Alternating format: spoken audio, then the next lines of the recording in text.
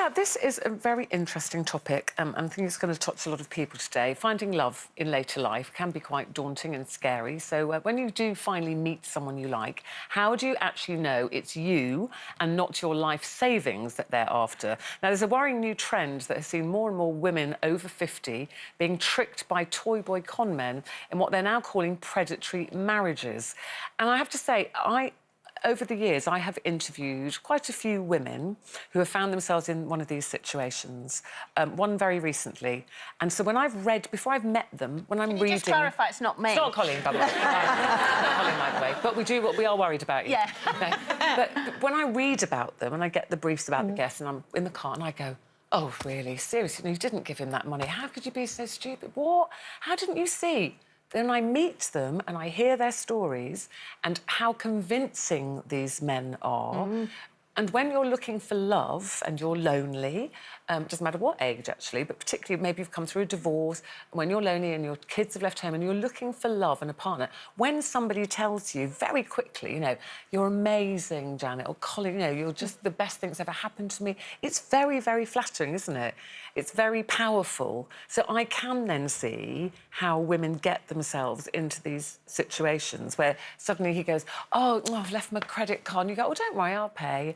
And then it creeps up on them. But it can also be women, glamorous women, hitting on elderly men. Yes. And there are lots of examples of glamorous carers, you know, looking after men who are frail and may not be of sound mind, and suddenly they're married and they're getting left a load of money. So I don't think it's just women. I think the big thing running through all this is loneliness. That as you get older, you don't want to be living by yourself. You know, and you want friends. And, of course, you know, there's such a fine line between a friend and then it's morphed into a relationship. But the reality, you're right, because the reality about this, they're classified now as romantic scams. It's a scam. And all scams, the scammers themselves, they're clever, they're very charming, they're very friendly, and they suck people in for all sorts of reasons, for money or for a relationship, whatever. But there was a case recently that I heard of. It was this young, you were talking about younger girls and older men, and she was very young, and this man was exceptionally rich, and she was a singer. And so she really wanted him to book the Albert Hall for her, etc., which he did. But I remember being in the lift with him one day after an interview, and she'd been in the swimming pool, and somebody said, you should get your granddaughter dried off because she's going to get her death of cold if she stays like that.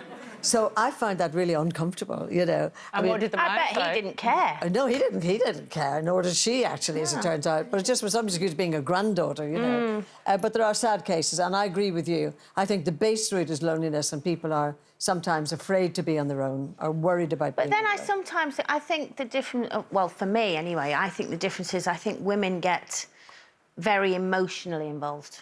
And I think, you know, older guys with younger girls are getting what they want, if you know what I mean, without actually saying it on daytime telly. But I do think women do genuinely fall emotionally and really invest emotionally. And we all know when you're in love with somebody, you sometimes... Well, even when you're friends... make, you know, when your friends are sitting there going, oh, are you sure? And you're like, oh, I love him, I love him. But then there's a journalist who's written an article saying why every midlife woman must watch her money when she falls in love. Ask his salary on the first date. Oh, I think that's awful. That's Never ridiculous. lend him any cash and thought that don't was- risk your children's I inheritance. read that article. But so I immediately first thought, date? she's probably got a point, but I go, what's happened to romance? However, you know, they have this thing called credit. Are you credit compatible? I've never heard of that before. I've never heard of that before. So saying, you know, you should find out. Because, you know, they say... I've you might never ask been out somebody with about... anyone who's credit compatible. I read that article and I thought, do you know what? Everybody laughs at my number of husbands and partners. We know, never do we No, laugh. It's a cheap laugh for this show, but I'll honestly say never on a date have I asked a man, are you credit compatible? But were you ever taken in by any of your acquaintances or husbands? I certainly had a relationship with someone that everybody disliked and who was about 25 years younger than me, and he didn't have any money, and I'd certainly bankrolled him to a certain degree, but I was aware of it. And then But there you was must have resented that in the end, though. Yes, because what I think happens in a relationship is there's the plus side, obviously there's the physical side of it, which is the plus, and there's the negative side, which is like having an annoying teenager living in your house.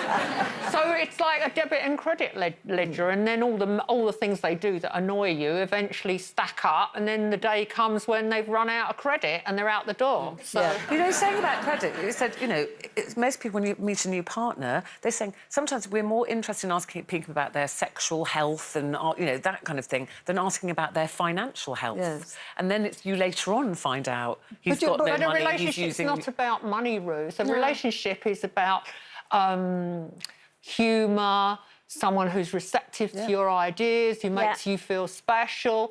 And I think money is a very, very small part of it. But it's not a small part. I agree with you in the early part of a relationship. But when you read these awful stories, I mean, Rianne's got in touch with us saying, we asked, have you ever been scammed, you know, love scammed?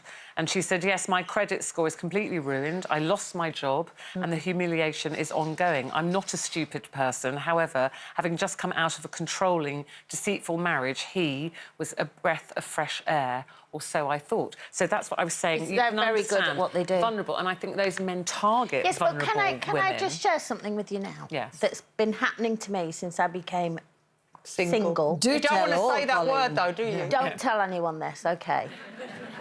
Outside of this room. I am getting a lot of messages and pictures sent by very young men showing me what How much they like Oh, you. how Really? much they've got.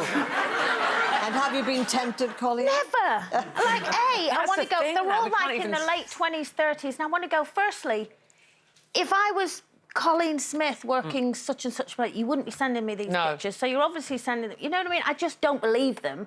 But also, I want to go to them. I'm 54. I've got children as young as you. I've seen all that before, and it's not interesting. You know, I just want to go for a nice meal. But just a final word here. One of these women, by the way, let this charming man borrow £850,000. Now, I can understand... But that's what I mean, Gloria. You read that and we all go, no, how did she do that? It's crazy. But then when you hear their stories, if that woman was here, it's a gradual build-up. Oh, he had this, or I've got this business deal, but it's fallen through. But and by the way, he just... scarpered to Spain and she never saw him or the money ever again. Oh, it's Well, terrible. my cut-off point was way lower than that.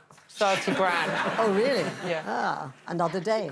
Yeah, well, she's one of the rules for the journalist has written, it's like, never lend him any cash. Anyway... Maybe a tenner. Maybe a tenner.